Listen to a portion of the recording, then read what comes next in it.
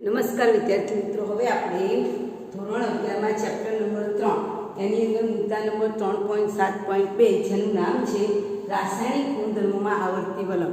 એની પહેલાં ગઈકાલે આપણે બે લેક્ચરની અંદર આપણે પરમાણુ ત્રિજ્યા, આવર્તમાં શું થાય, સમૂહમાં શું થાય એની વાત કરી. આયોનિક ત્રિજ્યામાં જેમ જેમ ધન વીજભાર ઘટે છે આયોનિક ત્રિજ્યા ઘટે છે, ઋણ વીજભાર વધે છે આયોનિક ત્રિજ્યા વધે છે.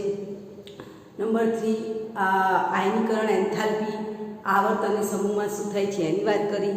ઇલેક્ટ્રોન બંધુતા એટલે કે ઇલેક્ટ્રોન પ્રાપ્તિ એન્થાલ્પી એની વાત કરી. અને મુદ્દો ABCD મુદ્દામાં આપણે વિદ્યુત ઋણતા, સમૂહ અને આવર્તમાં શું થાય છે એની ચર્ચા કરી.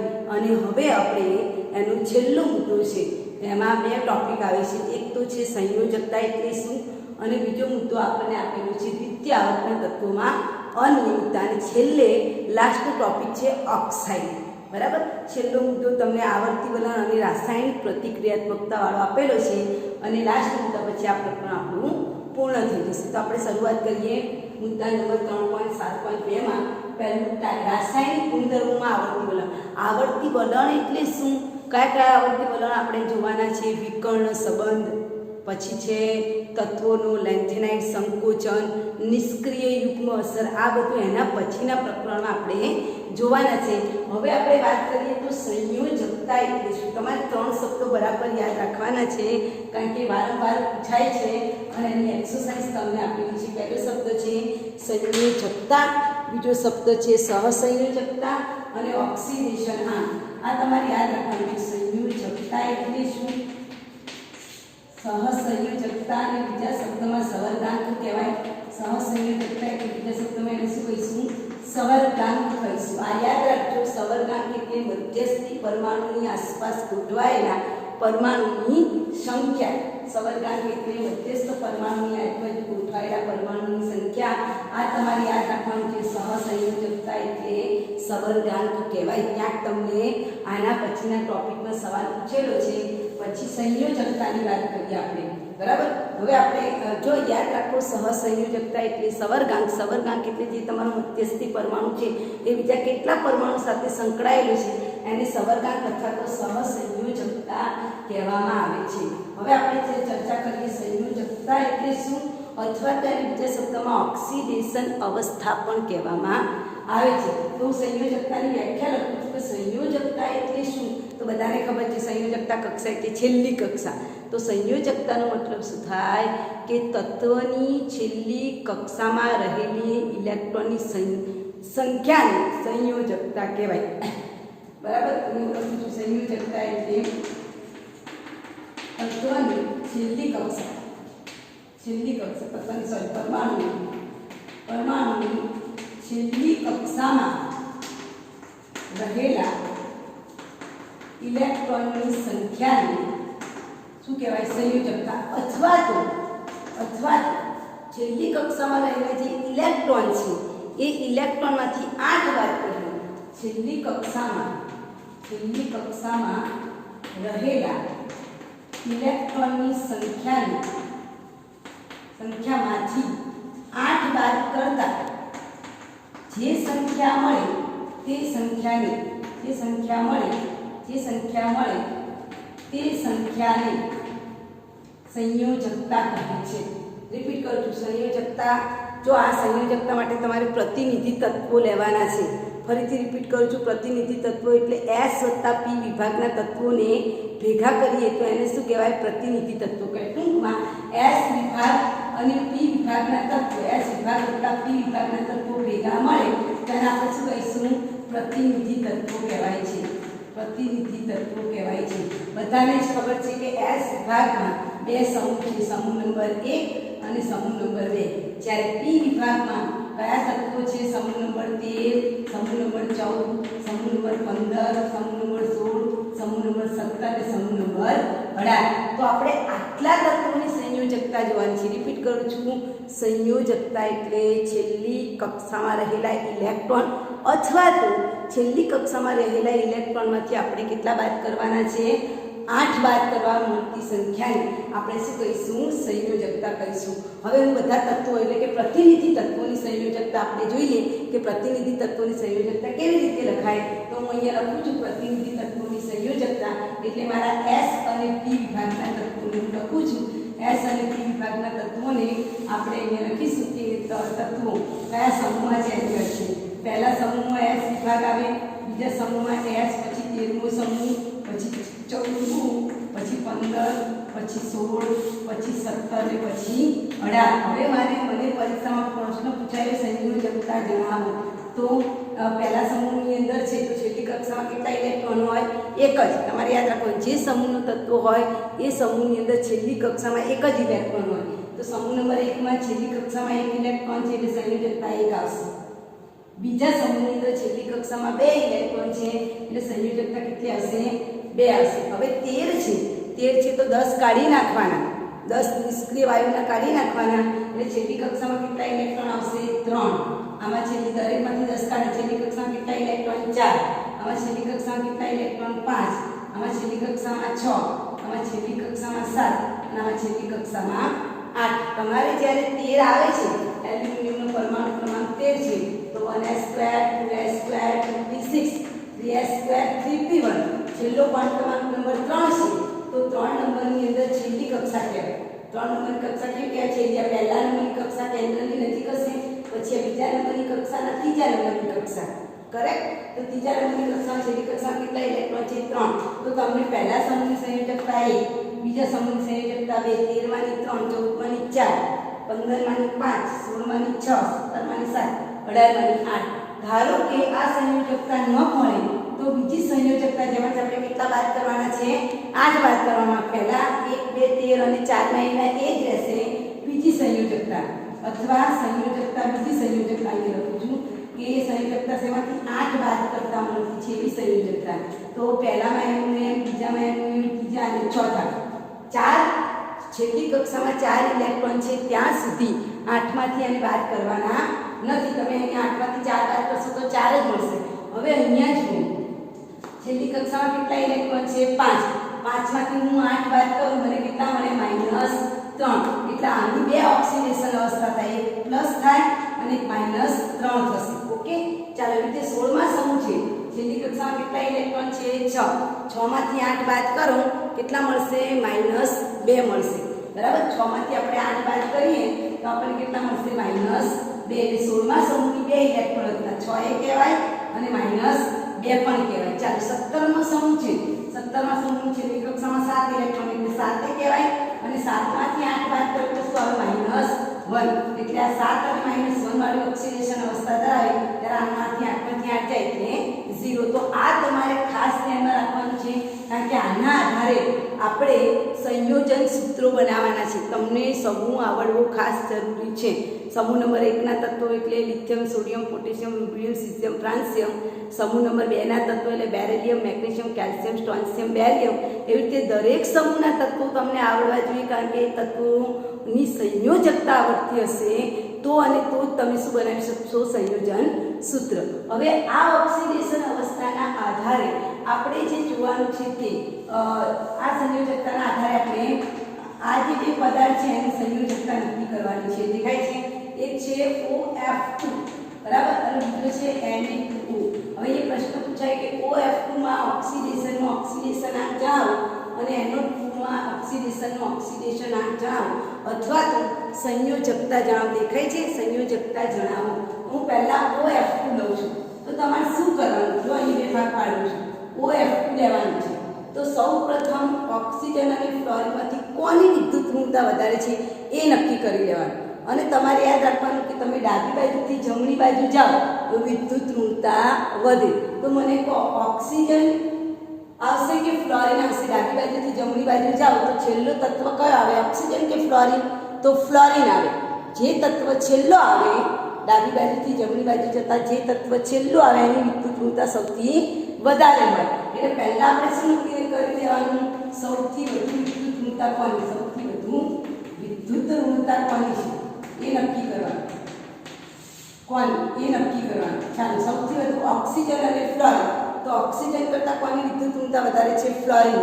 એટલે ફ્લોરિનની નીચે હું શું કરું છું માઇનસ જોજો અને ઓક્સિજનની વિદ્યુતઋણતા વધારે છે તેની નીચે શું કરું છું પ્લસ પહેલા આ કરી દેવાનું જેની વિદ્યુતઋણતા વધારે એ માઇનસ જેની વિદ્યુતઋણતા ઓછી એ પ્લસ ત્યાર પછી જો ફ્લોરિન આગળ કેટલા લખેલા છે 2 એટલે ક્રોસ ગુણાકાર કરવાનો 2 આને આપી દેવાના ઓક્સિજન બાજુ ઓક્સિજનની જોડે કશું નથી એટલે 1 કહેવાય તો 1 કોને આપશું ફ્લોરિન તો આના પરથી તમને તરત જ આંકડો મળી જાય કે ફ્લોરિનની નીચે કેટલા આવે છે 1 આવે છે અને ફ્લોરિનની વિદ્યુતઋણતા વધારે છે એટલે એને આગળ શું લખીશું -1 તમે જો આ ફ્લોરિનની નીચેની લીટી ચેક કરવાની કે ફ્લોરિન છે એની નીચે તમે જો માઈનસનું ચિહ્ન અને 1 આવે છે તો આના દ્વારા આપણને ખબર પડે કે ફ્લોરિનની ઓક્સિડેશન અવસ્થા -1 છે અને ઓક્સિજનની નીચેની લીટી ચેક કરો તો ઓક્સિજનની નીચે કેટલા આવેલા છે +2 તો ઓક્સિજનની ઓક્સિડેશન અવસ્થા કેટલી છે +2 એનો મતલબ કે જ્યારે આ અણુ ઓક્સિજન અને ફ્લોરિન વચ્ચે બંધ બને છે ત્યારે બંધમાંના ઇલેક્ટ્રોન કોણ ખેંચે છે ફ્લોરિન ખેંચે છે એટલે ફ્લોરિન ઉપર માઈનસ વીજભાર આવે છે જ્યારે ઓક્સિજન પોતાના ઇલેક્ટ્રોન આપી દે છે એટલે ઓક્સિજન ઉપર કેવો વીજભાર આવે છે પ્લસ ફરીથી આખું રિપીટ કરું છું પહેલા તમારે શું નક્કી કરવાનું કોની વિદ્યુતઋણતા વધારે ના ખબર પડે તો તમારે શું કરવાનું ડાબી બાજુથી જમણી બાજુ lithium beryllium boron carbon nitrogen આવર્તમાં ડાબી બાજુથી જમણી બાજુ જવાનું lithium 3 4 5 6 7 8 lithium beryllium boron carbon nitrogen oxygen અને ફ્લોરિન તો ઓક્સિજન કરતાં પણ કોની વિદ્યુતઋણતા વધારે ફ્લોરિન એટલે ફ્લોરિનની નીચે શું આવશે માઇનસ ઓકે ચાલો અને ઓક્સિજન નીચે શું આવશે પ્લસ પછી ક્રોસ ગુણાકાર કરવાનો ફ્લોરિનના 2 અણુ છે કોને આપવાના ઓક્સિજન પાસે કશું નથી એટલે 1 કોને મળશે ફ્લોરિન હવે ફ્લોરિનની નીચેનું ટોટલ આંકડો ચેક કરો બરાબર જો અહીંયા ફ્લોરિન નીચે માઇનસ લખ્યું તો ઓક્સિજન નીચે પ્લસ લખ્યું આના 2 આને આપ્યા આનો 1 આને આપ્યું તો તમે જુઓ ફ્લોરિનની નીચેનો આંકડો ચેક કરો -1 આવે છે તો આના પરથી આપણને ખબર પડે કે ફ્લોરિનની ઓક્સિડેશન અવસ્થા કેટલી છે -1 જ્યારે ઓક્સિજનની ઓક્સિજનની નીચે જુઓ ઓક્સિજનની નીચે શું આવે છે +2 છે ક્લિયર આના પરથી આપણને તરત જ ખબર પડી જાય કયા તત્વની ઓક્સિડેશન અવસ્થા કેટલી છે ચાલો એવી રીતે આપણે Na2O માં પૂછેલું છે Na2O માં તો હવે આપણે ડાબી બાજુથી જમણી બાજુ જઈએ તો તમે જુઓ લિથિયમ આપણે ડાબી બાજુથી જમણી બાજુ જઈએ તો સોડિયમ છે એ બીજા તત્વોમાં પહેલું આવી જશે અને ઓક્સિજન છેલ્લે આવે છે તો સોડિયમ અને ઓક્સિજનમાં તમે ડાબી બાજુથી જમણી બાજુ જાઓ સોડિયમ તમને પહેલા આવશે આવર્તમાં બરાબર ઓક્સિજન પછી મળશે તો ઓક્સિજનની વિદ્યુતઋણતા વધુ છે એટલે ઓક્સિજનની નીચે શું લખીશું માઇનસ સોડિયમની વિદ્યુતઋણતા ઓછી છે એની નીચે પ્લસ પહેલા નક્કી કરવાનું શું નક્કી કરવાનું કોની વિદ્યુતઋણતા વધારે અને વિદ્યુતઋણતા કઈ બાજુ વધે ડાબી બાજુથી જમણી બાજુ જે તત્વ છેલ્લો આવે એની વિદ્યુતઋણતા વધારે અને જેનું વિદ્યુતઋણતા ઓછી છે પહેલા આવશે બરાબર વિદ્યુતઋણતા વધુ છે એને આપણે માઇનસ કરીશું જેની વિદ્યુતઋણતા વધારે નથી એને આપણે પ્લસ લખીશું હવે ક્રોસ ગુણાકાર કરીશું આ સોડિયમના 2 છે એ હું કોને આપીશ ઓક્સિજનને આપીશ ઓક્સિજન પાસે એ કશું નથી એટલે 1 આવે તો 1 હું આને આપીશ ચોકડી ગુણાકાર કરવાનો સોડિયમના 2 મેં કોને આપ્યા ઓક્સિજનને આપ્યા ઓક્સિજનનો 1 કોને આપ્યો સોડિયમને તો તમે જુઓ ઓક્સિજનની નીચે તમને કયો આંકડો જોવા મળે -2 ઓક્સિજનની નીચેની સંખ્યા ચેક કરો માઇનસ અને 2 તો આ સંયોજનમાં ઓક્સિજનની ઓક્સિડેશન અવસ્થા -2 છે જ્યારે સોડિયમની ઓક્સિડેશન અવસ્થા કેટલી છે +1 છે ક્લિયર સમજ પડે છે એવું આપણે બીજું એક ઉદાહરણ લઈએ બરાબર બીજું એક ઉદાહરણ લઈએ જુઓ એલ્યુમિનિયમ Al2S3 મને આપેલું છે પરીક્ષામાં માની લો એમાં મને કીધું છે કે સલ્ફરનો ઓક્સિડેશન શોધો એવું પૂછ્યું છે તો પહેલા આપણે શું નક્કી કરવાનું કે ભાઈ કોની વિદ્યુતઋણતા વધારે એલ્યુમિનિયમ પહેલા આવે કે સલ્ફર તો એલ્યુમિનિયમ પહેલા આવે સલ્ફર છેક જમણી બાજુએ આવે છે તો જે છેલ્લે આવે એની વિદ્યુતઋણતા વધારે એની નીચે માઇનસ તો એલ્યુમિનિયમ અને સલ્ફરમાં સલ્ફરની વિદ્યુતઋણતા વધારે એટલે માઇનસ એલ્યુમિનિયમની વિદ્યુતઋણતા વધુ છે ઓછી છે એટલે પ્લસ ક્લિયર ત્યાર પછી ચોકડી ગુણાકાર આના જે 3 છે એ કોને આપીશું એલ્યુમિનિયમને આપીશું એલ્યુમિનિયમના 2 છે કોને મળશે સલ્ફરને હવે તમે સલ્ફરની નીચેનો આંકડો ચેક કરો સલ્ફરની નીચે શું આવે છે -2 આવે છે એટલે સલ્ફરની ઓક્સિડેશન અવસ્થામાં શું થશે -2 અને એલ્યુમિનિયમ છે એની નીચેનો આંકડો ચેક કરો કેટલા આવે છે +3 3 તો આના પરથી એલ્યુમિનિયમ ઓક્સિડેશન અવસ્થા કેટલી મળશે +3 એલ્યુમિનિયમની +3 સલ્ફરને કેટલી મળશે -2 મળશે ક્લિયર સમજણ પડે છે એવી રીતે આપણે કોઈ પણ તત્વની ઓક્સિડેશન અવસ્થા નક્કી કરી શકીએ દાખલા તરીકે CO2 કીધું છે બરાબર CO2 કીધું છે તો કાર્બન કરતા ઓક્સિજનની વિદ્યુતઋણતા વધારે તેની નીચે માઈનસ કાર્બનની નીચે શું આવશે પ્લસ હવે ચોકડી ગુણાકાર કરું તો 2 કોને મળશે કાર્બનને મળશે 1 કોને મળશે ઓક્સિજનને મળશે તો તમે જો અહીંયા ઓક્સિજન છે એની વિદ્યુતઋણતા કેટલી થઈ ગઈ -1 હવે ઘણી વખત એવું પણ બને કે એને 2 વડે ગુણવાય પડે અને કાર્બન છે એની ઓક્સિડેશન અવસ્થા કેટલી થઈ +2 તમે આને 2 વડે ગુણી કાઢો તો ઓક્સિજનનું વિદ્યુતઋણતા -2 થાય સામાન્ય ગુણોત્તર અને કાર્બનની કેટલી થાય +1 કારણ કે કાર્બનની છેલ્લી અવસ્થામાં કેટલા ઇલેક્ટ્રોન છે 4 તો આ રીતે તમને કોઈ પણ તત્વની શું પૂછી શકાય ઓક્સિડેશન અવસ્થા શોધો એવો પ્રશ્ન પૂછી શકાય બરાબર હવે તમને બીજો એક પ્રશ્ન આવો પણ પૂછાય કે નીચેના તત્વોને ભેગા કરીને સંયોજન બનાવો દાખલા તરીકે તમને પ્રશ્ન આપ્યો છે કે સિલિકોન અને બીઆરને ભેગા કરીને કયું સંયોજન બને તે જણાવો બરાબર હવે જો આની માટે હું તમને ફરીથી લખું છું 13મો 14મો 15મો 16મો 17મો સમૂહ 13મા સમૂહની અંદર 3 આવે 14મા સમૂહમાં 5 4 આવે 15મા સમૂહમાં 2 આવશે 5 આવે અને -2 પણ આવશે -3 પણ આવશે બરાબર એવી રીતે આમાં 16મા સમૂહમાં 6 પણ આવે -2 પણ આવે 17મા સમૂહમાં 7 પણ આવે -1 પણ આવે ક્યારે કઈ ઓક્સિડેશન અવસ્થા લેવાની એની હું વાત કરું છું ચાલો ધારો કે તમને પ્રશ્ન પૂછાય સિલિકોન અને બીઆર એમાંથી એના દ્વારા કયું સંયોજન બને તો પહેલો પ્રશ્ન કોની વિદ્યુતઋણતા વધારે સિલિકોન કે બીઆર તો બીઆર તમે જો છેલ્લો 17મા સમૂહમાં આવે તો પહેલા હું એ બંને તત્વો લખી દઉં છું સિલિકોન અને બીઆર તો બીઆરની વિદ્યુતઋણતા વધુ છે એટલે એની નીચે માઈનસ સિલિકોનની વિદ્યુતઋણતા કેવી છે વધુ છે ઓછી છે એટલે પ્લસ હવે મેં જો બીઆર નીચે શું લખ્યું છે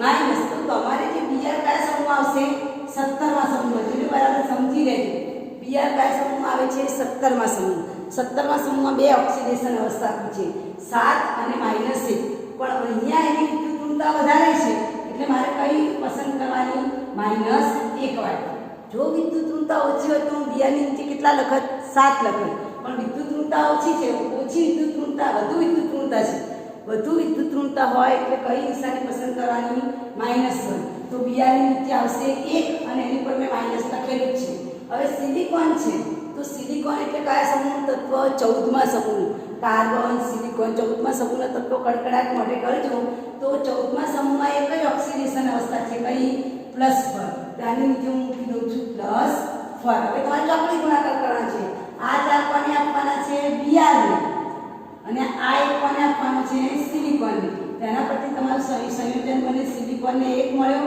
અને બીઆરને 4 મળ્યા એટલે સિલિકોન SiBr4 ફરીથી રિપીટ કરું છું સિલિકોન અને બીઆર આપેલું હોય તો પહેલા તમારે શું નક્કી કરવાનું કોની વિદ્યુતઋણતા વધારે છે તો સિલિકોનની ઓછી છે એટલે પ્લસ અને બીઆર છે પાછળ 17મા સમૂહ આવે એટલે એની નીચે માઈનસ હવે માઈનસ લખેલું છે બીઆર 17મા સમૂહનું તત્વ છે તો 17મા સમૂહમાં 2 અવસ્થા છે એક 7 અને એક -1 તેમાંથી મેં કઈ પસંદ કરી માઈનસ કારણ કે એની વિદ્યુતઋણતા વધુ છે માટે હવે સિલિકોનમાં તો પ્લસ હોય કે માઈનસ એની કેટલી અવસ્થા છે 4 જ છે એટલે એની નીચે 4 હશે પછી ચોકડી ગુણાકાર કરો સિલિકોનના 4 કોને આપવાના છે બીઆરને પછી બીઆરને 1 કોને આપવાનું છે સિલિકોન એટલે સંયોજનનું સૂત્ર બનશે SiBr4 એવી રીતે તમે એલ્યુમિનિયમ અને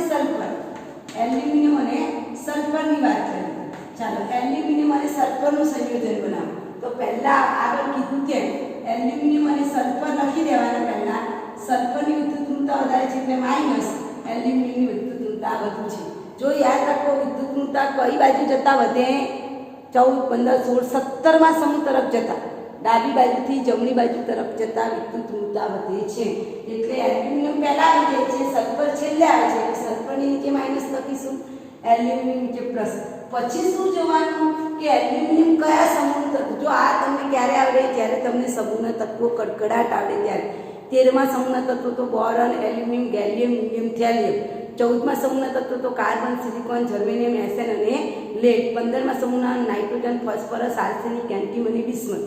એવી રીતે 16મા સમૂહના તત્વો ઓક્સિજન, સલ્ફર, સિલેનિયમ, ટેલ્યુરિયમ, પોલોનિયમ. આ તમને કડકડાટ આવડે તો જ આ પ્રશ્નનો ઉત્તર તમે આપી શકો. તો મને ખબર પડે કે એલ્યુમિનિયમ કયા સમૂહનું તત્વ છે? 13મા સમૂહનું. તો એલ્યુમિનિયમની 13મા સમૂહની ઊંચી કેટલી ઓક્સિડેશન અવસ્થા છે? 3. તો હું અહીંયા 3 મૂકી દઉં છું. સલ્ફર એ મારા કયા સમૂહનું તત્વ છે? 16મા સમૂહનું. તો 16મા સમૂહનું તત્વ છે. 16મા સમૂહના તત્વમાં 2 ઓક્સિડેશન અવસ્થા, 6 અને -2. પણ વિદ્યુત ઋણતા વધારે છે એટલે -2 વાળું ધ્રુવને મારે પસંદ કરવાનું છે એટલે હું 2 લખું છું. હવે આપણે ક્રોસ ગુણાકાર કરીશું. આ 2 મારે કોને આપવાના? એલ્યુમિનિયમની. આ 3 મારે કોને આપવાના? સલ્ફરની. તો આના પરથી આપણું સૂત્ર બનશે Al2S3. બરાબર? ક્લિયર? સમજણ પડી ગઈ? Al2S3. હજુ આપણે એક ઉદાહરણ જોઈએ. કાર્બન અને ઓક્સિજનને ભેગા કરીને સંયોજન બનાવો. કાર્બન અને ઓક્સિજન. ચાલો આ બંનેમાંથી કોની વિદ્યુત ઋણતા વધારે? કાર્બનની કે ઓક્સિજનની? સ્વાભાવિક છે કે ઓક્સિજનની નીચે માઇનસ, કાર્બનની નીચે પ્લસ. હવે બધાને ખબર છે કાર્બન એ કયા સમૂહ તત્વ? 14મા સમૂહ તત્વ એટલે એની નીચે 4 જ આવે. સંયોજકતા ગોખી મારવાની છે, તમારે યાદ રાખવાની છે સંયોજકતા. હવે ઓક્સિજન છે 16મા સમૂહ તત્વ. હમણાં મેં લખ્યું હતું 16મા સમૂહ 2 ઇલેક્ટ્રોન હતા, તે 6 છે અને -2. એમાંથી મારે કઈ પસંદ કરવાની? પ્લસ વાળી કે માઇનસ વાળી? Yes, very good. માઇનસ વાળી પસંદ કરવાની છે. તો અહીંયા આપણે લખીશું -2. ઓલરેડી માઇનસ છે એટલે એકલા 2 લખીશું. હવે ક્રોસ ગુણાકાર કરીશું. આ 4 મારે કોને આપવાના? ઓક્સિજનની. આ 2 મારે કોને આપવાના? કાર્બનની. તો આનું સૂત્ર બનશે C2O4. હવે તમે જો આમાંથી તમે સામાન્ય હવે 2 કાઢશો ને તો તમને કોનું સૂત્ર મળશે? CO2. આમાં સામાન્ય 2 નીકળે છે. તો આ રીતે તમને કોઈ પણ પ્રકારના પ્રશ્નો પૂછાય જ છે. અને એના આધારે તમને કોવિડો 3.9 આપણે પછી સોલ્વ કરાવીએ છીએ. બરાબર? તમે આના આધારે તમે જુઓ પેજ નંબર 90 ની અંદર તમને ઘણા બધા તત્વો આપેલા છે કે ભાઈ બોરોન છે અને હાઇડ્રોજન છે, ભેગા કરીને સંયોજન બનાવો. લિથિયમ અને હાઇડ્રોજનને ભેગા કરીને સંયોજન બનાવો. ઘણા બધા તત્વો તમને આપેલા છે. તો આ રીતે કોઈ પણ 2 તત્વોને ભેગા કરીને સંયોજન તમને પરીક્ષામાં પૂછાય છે કે ભાઈ સિલિકોન અને બીઆરને ભેગા કરીને કયું સંયોજન બને? એલ્યુમિનિયમ અને સલ્ફર દ્વારા, કાર્બન અને ઓક્સિજન દ્વારા, સલ્ફર અને ઓક્સિજન દ્વારા. ઘણા બધા તત્વો તમને 90 નંબરનું પેજ જુઓ, 3.9 નંબરનો કોયડો, એમાં ઘણા બધા તત્વો આપેલા છે સંયોજન બનાવીને. તો આમાંથી કોઈ પણ સંયોજન પરીક્ષામાં પૂછી શકાય. એના માટે તમને શું કડકડાટ આવડવું જોઈએ? સમૂહના તત્વો કડકડાટ આવડવા જોઈએ. તમને એ જ ના ખબર હોય કે એલ્યુમિનિયમ 13મા સમૂહનું તત્વ છે તો આ પ્રશ્નનો ઉત્તર તમે આપી શકશો નહીં. એટલે પહેલાં તો તમારે બધાએ સમૂહ 13, 14, 15, 16 અને 17ના તત્વો કડકડાટ મોઢે કરી દેવાના. સમૂહના તત્વો આવડતા હશે તો જ તમે જવાબ આપી શકો ભાઈ એલ્યુમિનિયમ 13મા સમૂહનું તત્વ છે એટલે એની નીચે 3 આવે. જ્યાં સુધી તમને સમૂહના તત્વો કડકડાટ બધાએ મોઢે કરી કાલે મને હોમવર્કમાં સેન્ડ કરવાના છે. ક્લિયર? તો જ તમને આ સંયોજન બનાવતા આવડશે. ત્યાર પછીનો મુદ્દો છે આપણે દ્વિતીય આવર્તમાં અનિયમિતતા. હવે જે આ જે મુદ્દો છે દ્વિતીય આવર્તમાં અનિયમિતતા, એનો મતલબ શું? દ્વિતીય આવર્તના તત્વો એટલે દ્વિતીય આવર્ત એટલે આપણો લિથિયમ, બેરિલિયમ. પહેલા આવર્તમાં 2 જ તત્વો હાઇડ્રોજન અને હિલિયમ અતિલઘુ. અને દ્વિતીય આવર્ત એટલે lithium, beryllium, boron, carbon, nitrogen, oxygen, fluorine અને નિયોન. તો જે આવર્તના પહેલા તત્વો છે લિથિયમ, પછી બીજા સમૂહનું બેરિલિયમ, તો દરેક સમૂહના જે પહેલા તત્વો છે એ પહેલા તત્વો બાકીના બધા તત્વો કરતાં કેવા પડે? અલગ પડે. કોઈ પણ સમૂહ, આ સમૂહ નંબર 1 નું પહેલું તત્વ છે, આ સમૂહ નંબર 2 નું પહેલું તત્વ છે. કોઈ પણ સમૂહનું પહેલું તત્વ બાકીના બધા તત્વો, એ સમૂહના બાકીના બધા તત્વો. હવે સમૂહ નંબર 1 ના બાકીના તત્વો કયા છે? સોડિયમ, પોટેશિયમ, રૂબિડિયમ, સીઝિયમ અને ફ્રાન્સિયમ. તો આ બાકીના બધા તત્વો કરતાં લિથિયમ કેવું પડે? અલગ પડે. એવી રીતે બેરિલિયમ છે, એના પછીના તત્વો છે મેગ્નેશિયમ, કેલ્શિયમ, સ્ટ્રોન્શિયમ, બેરિયમ અને રેડિયમ. તો આ બધાના ગુણધર્મો કોના કરતાં અલગ પડે? બેરિલિયમ કરતાં. પણ કેમ અલગ પડે? સમૂહનું પહેલું તત્વ હંમેશા કયો બંધ બનાવે? સહસંયોજક બંધ. યાદ રાખીશું આ બધા અલગ પડે છે. પહેલું કારણ શું? કે પ્રથમ તત્વ શું બનાવે છે? સહસંયોજક બંધ બનાવે છે. ત્યારે બાકીના બધા તત્વો કયો બંધ બનાવે છે? આયનિક બંધ બનાવે છે. કયો બંધ બનાવશે? આયનિક બંધ. હવે અહીંયા સહસંયોજક બંધ એટલે શું? ઇલેક્ટ્રોનની ભાગીદારીથી રચાતા બંધને સહસંયોજક કહેવાય.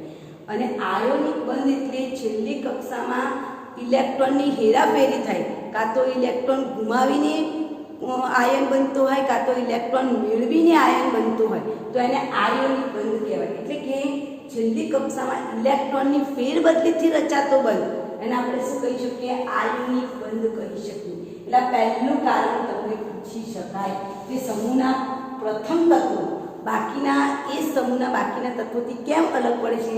તો પહેલું કારણ કે લિથિયમ, બેરિલિયમ વગેરે જેવા તત્વો એ શું બનાવે? સહસંયોજક બંધ. જ્યારે એના પછીના તત્વો કયો બંધ બનાવે છે?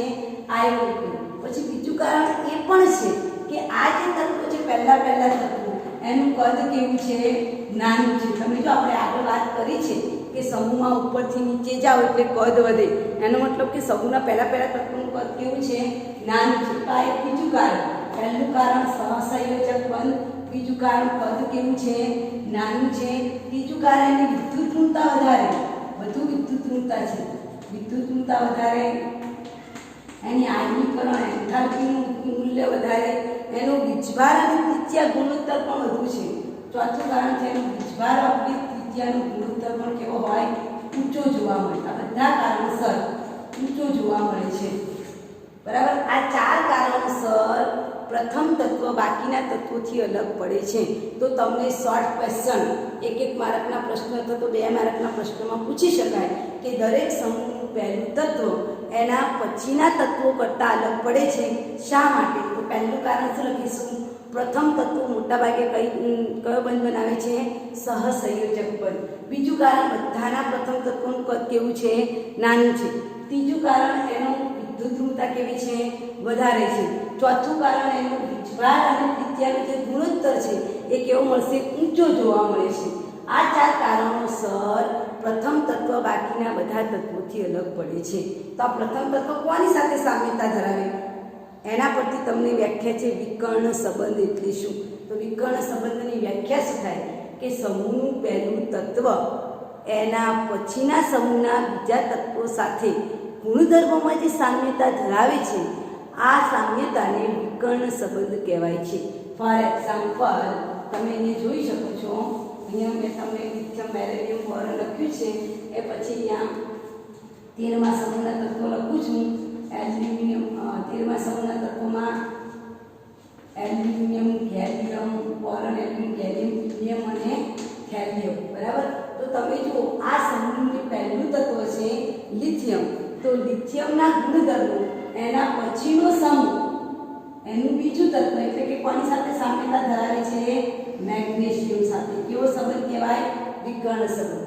એવી રીતે સમૂહ નંબર 2 નું તત્વ એ સમૂહ નંબર 13 એના પછીનો સમૂહ વચ્ચેનો જે વિભાગ આપણે લેવાનો નથી, માત્ર પ્રતિનિધિ તત્વોની વાત કરીએ છીએ એટલે S અને P જ આવશે.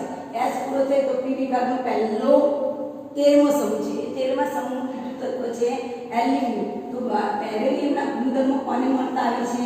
એલ્યુમિનિયમ. આમ સમૂહનું જે પહેલું તત્વ છે એ પહેલું તત્વ એના પછીના સમૂહના બીજા તત્વો સાથે ગુણધર્મોમાં શું બતાવે છે? સામ્યતા. એને વિકર્ણ સંબંધ કહેવાય છે. તો વિકર્ણ સંબંધ એટલે શું? તો સમૂહનું પ્રથમ તત્વ આપણે એની વ્યાખ્યા લખી દઈએ છીએ. સમૂહનું પ્રથમ તત્વ તેના પછીના સમૂહના બીજા તત્વ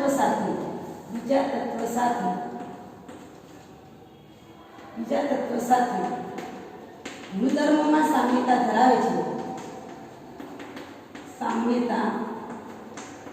છે તેને બીજા તત્વ સાથે ગુણધર્મોમાં સામ્યતા ધરાવે છે તેને આપણે કેવો સંબંધ કહીશું? વિકર્ણ સંબંધ કહેવામાં આવે છે. પરીક્ષામાં પૂછાય છે લિથિયમ કોની સાથે વિકર્ણ સંબંધ ધરાવે? Very most question. તો લિથિયમનો વિકર્ણ સંબંધ કોની સાથે છે? મેગ્નેશિયમ જોડે છે. એવી રીતે બેરિલિયમનો વિકર્ણ સંબંધ કોની સાથે આવશે? એલ્યુમિનિયમ સાથે. તો આ 2 તત્વો તમને ખાસ પૂછી શકાય કે લિથિયમનો વિકર્ણ સંબંધ એટલે કે લિથિયમના ગુણધર્મો કોને મળતા આવે છે? મેગ્નેશિયમને. બેરિલિયમના ગુણધર્મો કોને મળતા આવે છે? એલ્યુમિનિયમને. ક્લિયર સમજણ પડે છે? એને આપણે કયો સંબંધ કહીશું? વિકર્ણ સંબંધ કહીશું. ત્યાર પછી આપણે જે વાત કરવાના છે કે આ સમૂહના તત્વો પ્રથમ સમૂહના તત્વો બાકીના બધા તત્વોથી અલગ પડે છે એનું પહેલું કારણ મેં તમને શું કહ્યું કે ભાઈ એ કયો બંધ બનાવશે? સહસંયોજક બંધ. પ્રથમ તત્વ બાકીના તત્વોથી અલગ પડે છે. શા માટે? બાકીના તત્વોથી અલગ પડે છે એના કારણ જણાવો. પડે છે તો પહેલું કારણ કયું બંધ બનાવે છે? સહસંયોજક બંધ બનાવે. બીજું કારણ કે એના કદ કેવું છે? નાનું કદ છે. ત્રીજું કારણ છે કે આ જે સમૂહના પહેલા તત્વો છે ને એ પોતાના તત્વ સાથે અને બીજા તત્વ સાથે ડબલ બોન્ડ અને ટ્રિપલ બોન્ડ બનાવી શકે. દાખલા તરીકે કાર્બન છે તો કાર્બન પોતાના સાથે ડબલ બોન્ડ બનાવી શકે, ટ્રિપલ બોન્ડ બનાવી શકે. કાર્બન બીજા તત્વો સાથે પણ ડબલ બોન્ડ બનાવી શકે અને ટ્રિપલ બોન્ડ બનાવી શકે. એટલે એવી રીતે નાઇટ્રોજન પણ ડબલ બોન્ડ અને ટ્રિપલ બોન્ડ બનાવી શકે છે. એટલે કે પી પાઈ બંધ બનાવે. બરાબર? પી પાઈ બંધ બનાવે.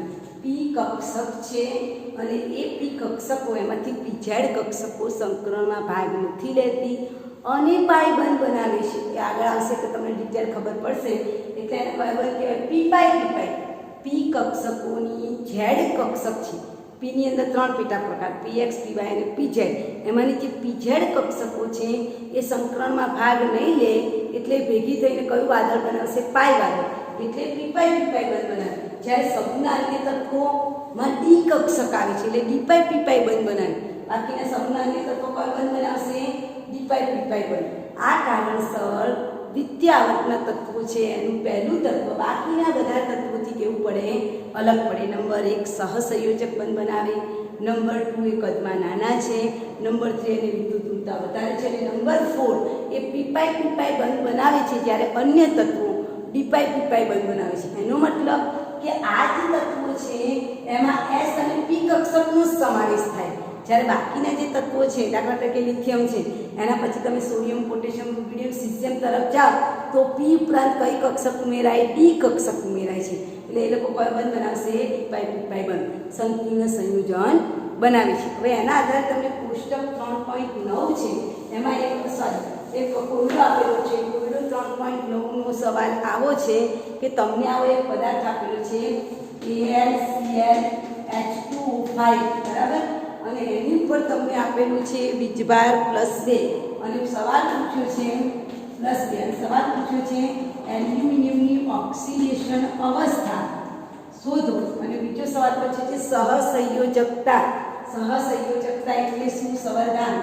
સહસંયોજકતા શું સમાન છે? સહસંયોજકતા એટલે બીજા શબ્દમાં શું કહેવાય? એટલે સવર્ગાંક. ફરીથી રિપીટ કરું છું. આપણને આ એક કોમ્પ્લેક્સ કમ્પાઉન્ડ કહેવાય જેને સંકીર્ણ સંયોજન 12 સાયન્સમાં તમારે ભણવાનું આવશે. આ સંકીર્ણ સંયોજનમાં તમને એલ્યુમિનિયમ, ક્લોરીન અને પાણીના અણુ આપેલા છે અને તમને સવાલ પૂછ્યો છે એલ્યુમિનિયમનો ઓક્સિડેશન અને એલ્યુમિનિયમનો જે સવર્ગાંક છે શું એ સરખા હશે? એવો સવાલ આપણને પૂછ્યો છે. તો અહીંયા આપણે ધ્યાન રાખીશું કે એલ્યુમિનિયમનો ઓક્સિડેશન શોધવાનું છે તેની રીતે હું શું લખીશ? x લખીશ. બરાબર? ક્લોરીન છે, ક્લોરીન 17માં સમૂહ તત્વ છે ને ઓક્સિડેશન અવસ્થા શું આવે? -. આ જે પાણી છે ને એ લિગાન્ડ છે. લિગાન્ડ તમારે 12 સાયન્સમાં ભણવાનું આવશે. લિગાન્ડ છે પણ કેવો છે? તટસ્થ લિગાન્ડ. તટસ્થ લિગાન્ડ એટલે એનો ઓક્સિડેશન આંક કેવો હોય? 0 હોય. તમને ધ્યાનમાં રાખજો. 5 ઓક્સિજન છે પણ 5 ઓક્સિજનનો ઓક્સિડેશન આંક કેવો છે? 0 કારણ કે એ તટસ્થ લિગાન્ડ છે. NO, CO અને H2O તેમજ એક્વા આ બધા તટસ્થ લિગાન્ડ કહેવાય. અને એને બરાબર વીજભારની બહાર આપેલું છે +2. હવે આપણે એને x આ -1 5 ને વડે 0 વડે ગુણો એટલે 0 થઈ જાય. +2 આ -1 બરાબરની આ બાજુ જશે એટલે પ્લસ થઈ જશે તો x બરાબર +2 + +1 એટલે એલ્યુમિનિયમનું ઓક્સિડેશન આંક કેટલો આવશે? +3. એટલે અહીંયા લખી દઉં છું એલ્યુમિનિયમનો ઓક્સિડેશન આંક મને કેટલો મળ્યો? +3. રિપીટ કરું છું હા. એલ્યુમિનિયમની નીચે x, ક્લોરીનની નીચે -1. પાણી એ લિગાન્ડ છે. સંકીર્ણ સંયોજન તમને આપેલું છે અને લિગાન્ડ હોય અને તટસ્થ હોય તેનો ઓક્સિડેશન આંક 0 આવશે અને એના પરથી આપણને x મળે છે 3. હવે એનો બીજો સવાલ પૂછે છે સહસંયોજકતા. મેં આગળ પણ કીધું સહસંયોજકતા એટલે તમારો જે ધાતુ આયન છે એની આજુબાજુ ગોઠવાયેલા પરમાણુની સંખ્યા. મારો ધાતુ આયન એલ્યુમિનિયમ છે જોજો. તો એલ્યુમિનિયમની આજુબાજુ 3 ગોઠવાયેલા છે. એક Cl ગોઠવાયેલો છે અને 5 પાણીના અણુ ગોઠવાયેલા છે, બરાબર. 5 પાણીના અણુ તમે જુઓ, તમારું જે એલ્યુમિનિયમ છે એ એલ્યુમિનિયમની આજુબાજુ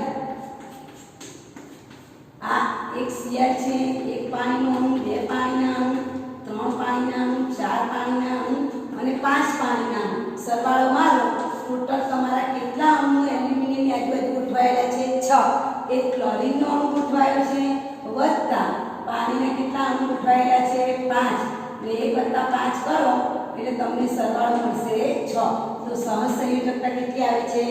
6. તો આના પરથી તમે જવાબ લખી શકો કે ભાઈ સહસંયોજકતા અને સબર્ગાંક સંયોજકતા એટલે કે ઓક્સિડેશન અવસ્થા અને સહસંયોજકતા સરખી નથી. ક્લિયર? સમજ પડી ગઈ? આટલું તમારે બરાબર ક્લિયર યાદ રાખવાનું છે.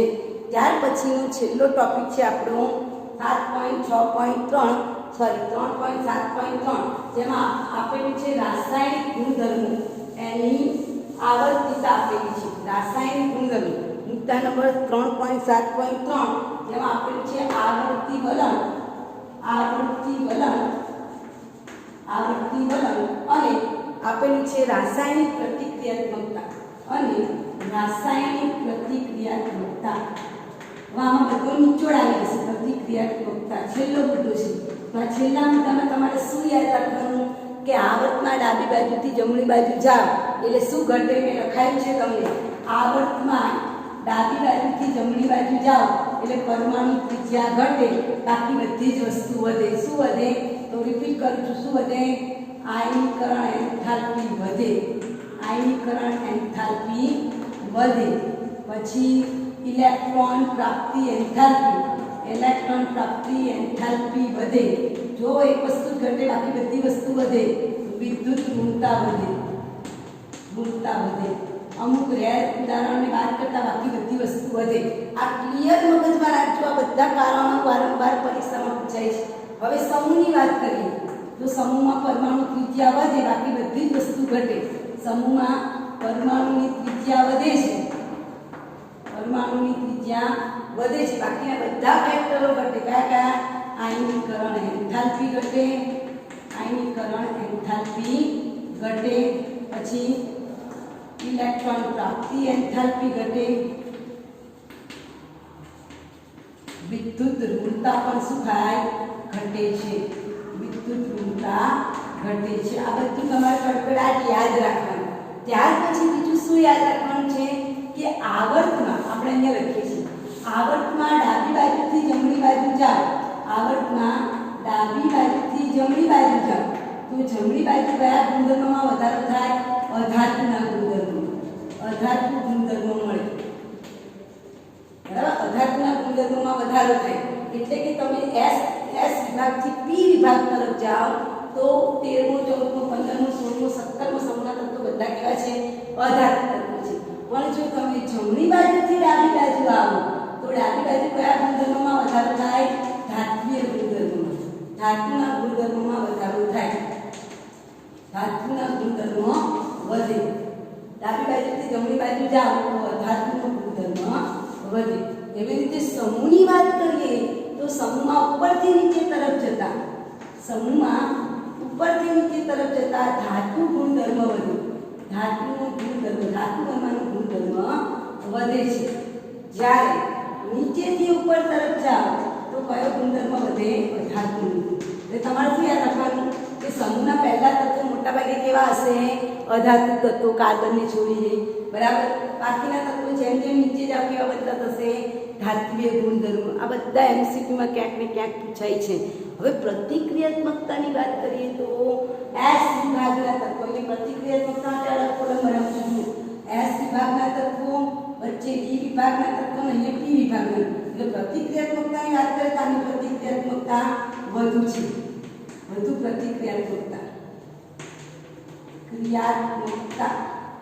ડી વિભાગના તત્વોની મધ્યમ છે અને પી વિભાગના તત્વોની મહત્તમ પ્રતિક્રિયાત્મકતા છે. આવર્તમાં જઈએ તો જોજો, આવર્તમાં જઈએ તો એસ ની પ્રતિક્રિયાત્મકતા વધુ, પછી ડી આવે એટલે એની ઓછી અને પી આવે એટલે મહત્તમ પ્રતિક્રિયાત્મક. અને પાછું સમૂહમાં જઈએ એસમાં તો તો જેની વધુ પ્રતિક્રિયાત્મકતા છે ઉપરથી નીચે જતા મહત્તમ પ્રતિક્રિયાત્મકતા થાય. મહત્તમ પ્રતિક્રિયાત્મકતા વધુ ક્રિયાત્મકતા વધુ હોય અને જે મહત્તમ પ્રતિક્રિયાત્મકતા છે એ ઉપરથી નીચે જાય એટલે ઓછી પ્રતિક્રિયાત્મકતા થઈ જાય.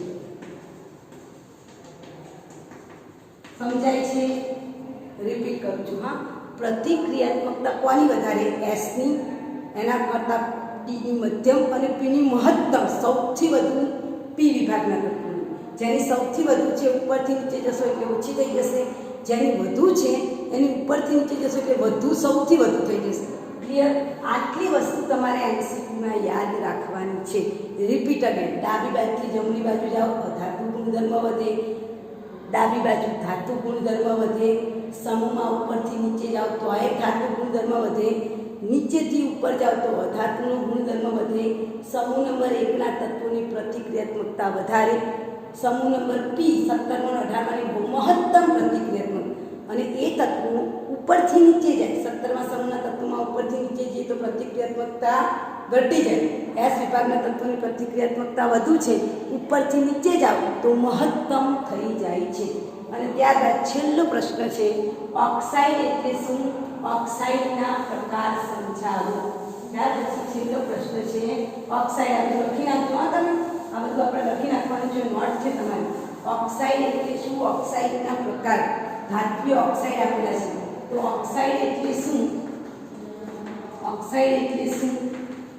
તેના પ્રકાર ઉદાહરણ આપી સમજાવો. એટલે ઓક્સાઇડ એટલે શું? પહેલા તો ઓક્સાઇડ શબ્દ આવે ખબર પડે કે ઓક્સિજન સાથે જોડાવાનું. એટલે પ્રતિનિધિ તત્વો, હું પ્રતિનિધિ તત્વોની વાત કરું છું. S અને P વિભાગના તત્વો, પ્રતિનિધિ તત્વો ઓક્સિજન સાથે જોડાઈને જે સંયોજનો આપે એને ઓક્સાઇડ સંયોજનો કહેવાય છે. તો જવાબ આપીશું પ્રતિનિધિ તત્વો. પ્રતિનિધિ તત્વો કૌંસમાં લખું છું S અને P ના તત્વો ઓક્સિજન સાથે જોડાઈને જે સંયોજન બનાવે છે તેને ઓક્સાઇડ સંયોજનો, સાદા ઓક્સાઇડ સંયોજનો કહે છે. આ ઓક્સાઇડ સંયોજનો કહેવામાં આવે છે. આ ઓક્સાઇડ સંયોજનના 4 પ્રકાર છે: એસિડિક ઓક્સાઇડ, બેઝિક ઓક્સાઇડ, ભયગુણમી ગરમી અને તટસ્થ. એસિડિક ઓક્સાઇડ, બેઝિક ઓક્સાઇડ, ભયગુણધર્મી ઓક્સાઇડ અને તટસ્થ ઓક્સાઇડ. ચાલો, એસિડિક ઓક્સાઇડ એટલે જે ઓક્સાઇડ પાણી સાથે પ્રક્રિયા કરીને એસિડ બનાવે. જે ઓક્સાઇડ બધા P વિભાગના તત્વો એ શું આપશે? Acidic oxide. S વિભાગના તત્વો આપણને બેઝિક ઓક્સાઇડ આપશે. ભયગુણધર્મી એલ્યુમિનિયમ અને આર્સેનિક. અને તટસ્થ એટલે કાર્બન મોનોક્સાઇડ અને નાઇટ્રોજન મોનોક્સાઇડ. આ તમારે બરાબર યાદ રાખી લેવાનું છે. ચાલો, હવે એસિડિક ઓક્સાઇડ એટલે શું? જે ઓક્સાઇડ પાણી સાથે પ્રક્રિયા કરીને એસિડિક ઓક્સાઇડ લેખા લખ્યું. જે ઓક્સાઇડ પાણી સાથે પ્રક્રિયા કરીને આપણને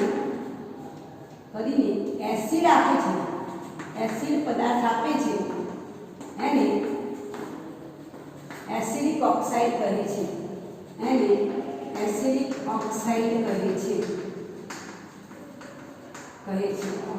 સમૂહ નંબર 15, 16 અને 17 ના તત્વો એસિડિક ઓક્સાઇડ છે. P વિભાગના તત્વો. P વિભાગમાં કયા સમૂહ? 15મો, 16મો અને 17મો. નોટમાં લખી લેજો. હવે આપણે એનું એક ઉદાહરણ લઈએ. દાખલા તરીકે આપણે 15મા સમૂહનું ઉદાહરણ લઈએ N2O5, અથવા તો 16મા સમૂહનું ઉદાહરણ લઈએ 14મું, 15મું, 16મું બધા જ સમૂહ. દાખલા તરીકે હું આ 16મા સમૂહનું તત્વ છે SO2 ની પાણી સાથે પ્રક્રિયા કરાવું, તેમાંથી મને શું મળે? H2SO3 મળે. જો H2SO3 આપણે સલ્ફ્યુરિક એસિડ બને, H2SO3 બને, સલ્ફ્યુરસ એસિડ બન્યું. કયો એસિડ? સલ્ફ્યુરસ એસિડ. તો તમે જુઓ અહીં મારો S છે એ કયા સમૂહનું તત્વ છે? 16મા સમૂહ. એટલે તમારે પરીક્ષામાં યાદ રાખવાનું કે P વિભાગના તત્વો કેવા હોય? એસિડિક હોય. એસ વિભાગના તત્વો કેવા ગુણધર્મો આપે? બેઝિક ગુણધર્મો. એલ્યુમિનિયમ અને આર્સેનિક ઉભય ગુણધર્મી. નાઇટ્રોજન ઓક્સાઇડ અને કાર્બન મોનોક્સાઇડ એ કેવા છે? તટસ્થ. તો અહીંયા તમે જો આ જે ઓક્સાઇડ પાણી સાથે પ્રક્રિયા કરે એ સલ્ફ્યુરસ એસિડ બનાવે છે એટલે એ કેવો કહેવાશે? એસિડિક ઓક્સાઇડ કહેવાય. એવી રીતે તમે NO2 આવ્યો તો NO2 પણ પાણી સાથે પ્રક્રિયા કરીને શું બનાવશે? HNO3 બનાવશે, નાઇટ્રિક એસિડ બનાવશે. તો આ નાઇટ્રિક એસિડ બનશે એટલે આ નાઇટ્રિક એસિડ બને છે ધેટ મીન્સ 15મો 16મો અને 17મા સમૂહના તત્વો કયા ઓક્સાઇડ આપશે? એસિડિક ઓક્સાઇડ આપે છે. ચાલો હવે બેઝિક ઓક્સાઇડ એની વ્યાખ્યા લખીએ કે જે ઓક્સાઇડ પાણી સાથે પ્રક્રિયા કરીને બેઝ આપે. હવે એસિડ ની જગ્યાએ શું આપે? બેઝ આપે. જે ઓક્સાઇડ પાણી સાથે પ્રક્રિયા કરીને બેઝ પદાર્થ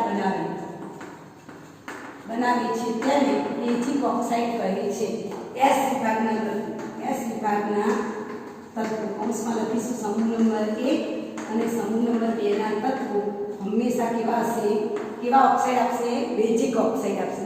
ફોર એક્ઝામ્પલ સમૂહ નંબર 1 નું તત્વ આપણે લિથિયમ, સોડિયમ, પોટેશિયમ છે એમાંથી આપણે સોડિયમ લઈએ, બરાબર? સોડિયમ અથવા તો કેલ્શિયમ લઈએ તો કેલ્શિયમની ઓક્સિજન સાથે પ્રક્રિયા એટલે કેલ્શિયમ ઓક્સાઇડ સમૂહ નંબર 2 નું તત્વ છે.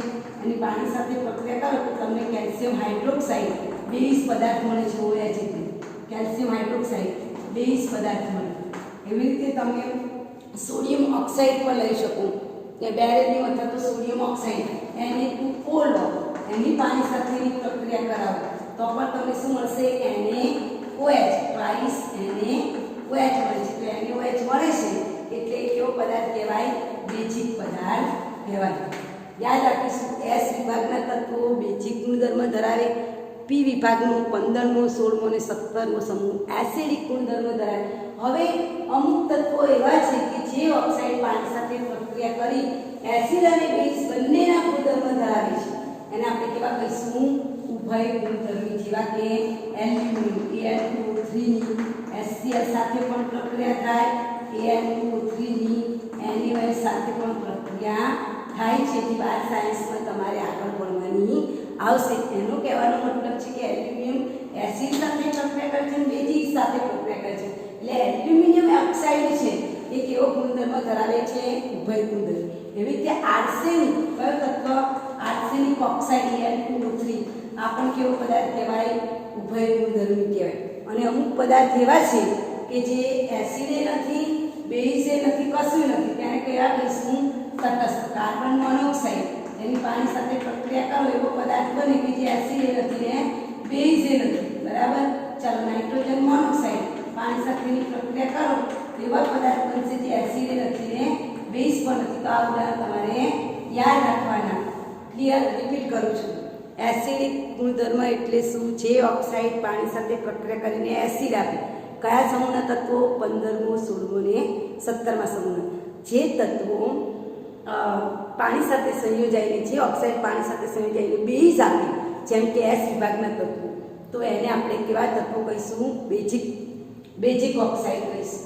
ઉભય ગુણધર્મી એટલે એવા પદાર્થો એલ્યુમિનિયમ, આર્સેનિક જે બંને પ્રકારના ગુણધર્મો આપે છે, ધાતુ અને અધાતુ બંનેના ગુણધર્મો આપે છે તેને ઉભય ગુણધર્મી. જ્યારે કાર્બન મોનોક્સાઇડ અને નાઇટ્રોજન મોનોક્સાઇડ એવા છે એ કોઈ પણ પ્રકારના ગુણધર્મો આપતા નથી. એને આપણે કેવા કહીશું? તટસ્થ ઓક્સાઇડ. અહીં આ પ્રકરણ આપણું પૂર્ણ થાય છે. આપણે આવતીકાલે સ્વાધ્યાયની એક્સરસાઇઝ સોલ્વ કરીશું. જે પણ તમને ડિફિકલ્ટી હોય, ક્યાંય સમજ ના પડે, પ્લીઝ કોમેન્ટ બોક્સમાં જણાવો. ઓકે.